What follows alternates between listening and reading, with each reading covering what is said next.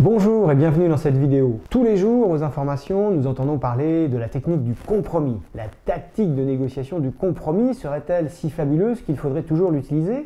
Pour vous, avec les organisations syndicales et patronales qui le veulent, j'attends du gouvernement d'Édouard Philippe qu'il trouve la voie d'un compromis rapide dans le respect des principes que je viens de rappeler. Ça part sûrement d'une bonne intention, mais est-ce que les conditions sont réunies pour le faire? Effectivement, on peut vous proposer de faire un compromis, mais si le sujet ne s'y adapte pas, s'il n'est pas extrêmement bien défini, la notion de compromis devient complexe. On n'a jamais parlé de compromis, nous. Pourquoi faudrait-il discuter d'un projet du gouvernement où plus les jours passent, plus ils nous expliquent et moins de gens comprennent. Et souvent, les paramètres qui ont été choisis ne sont pas adaptés à un système de compromis. Le gouvernement est à pied d'œuvre pour faire en sorte que nous puissions trouver la voie d'un compromis rapide, comme l'a souhaité le président de la République. Alors justement, ce compromis rapide, quelles sont les pistes qui sont sur la table et quand est-ce qu'il peut arriver ce compromis rapide? Cette semaine? Apparemment, tout le monde s'en réclame et en même temps, tout le monde s'en plaint. C'est une tactique intéressante parce qu'elle est souvent utilisée, trop souvent certainement, parce que les gens ne comprennent pas ce que ça implique au niveau de la méthode.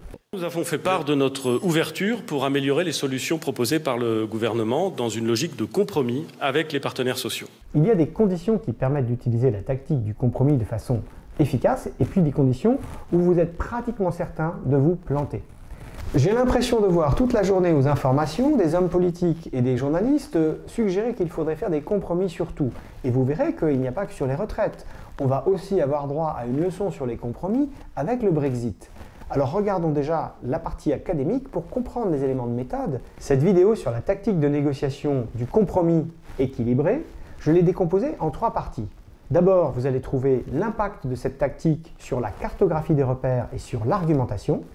Ensuite, dans la deuxième partie, vous allez trouver les antidotes pour vous protéger quand les personnes veulent utiliser cette tactique du compromis, paraît-il équilibré, alors que vous trouvez que ce n'est pas du tout équilibré et finalement pas possible d'utiliser ce process dans la négociation où vous êtes.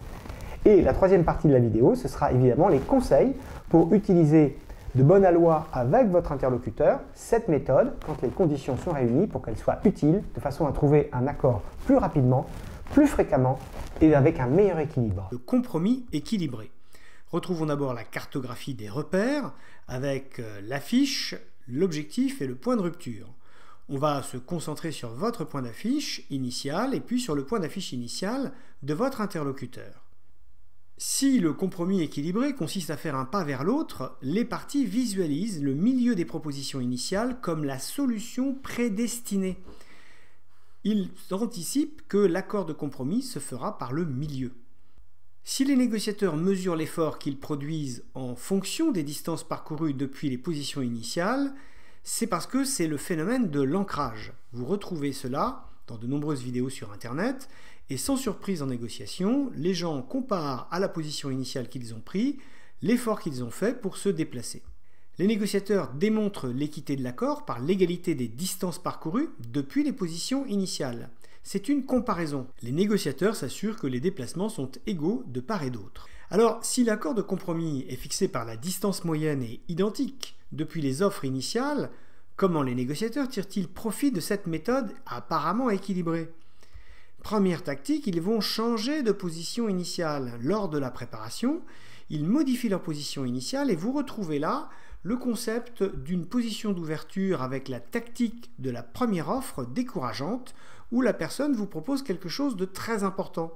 Mais elle le fait parce que, mathématiquement, elle va déplacer l'accord de compromis en sa faveur. À l'expérience, les négociateurs étant habitués avec cette tactique, ils font des contre-offres également décourageantes et finalement, on se retrouve avec une situation où les offres initiales sont plus éloignées que ce qu'elles étaient avant qu'on commence à jouer la tactique du compromis équilibré. La deuxième attitude des négociateurs, c'est généralement de prétendre avoir une différence d'effort pour faire des concessions de même ampleur.